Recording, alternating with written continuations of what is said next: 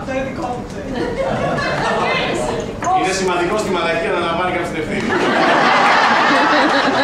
Εγώ το εκτιμώ. Συγγνώμη, εντάξει, έχω μια κουβέντα παραπάνω.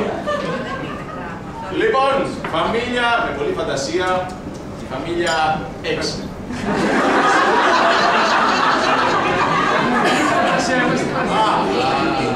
Δύο άτομα είχαν, κάτι άλλο για χαπούλες, ξέρω τα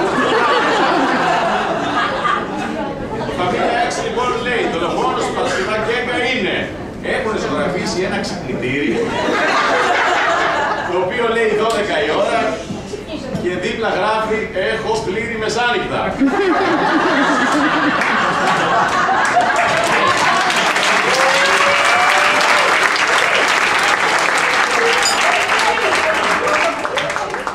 Η άγνοια δεν δίμεται το λέω.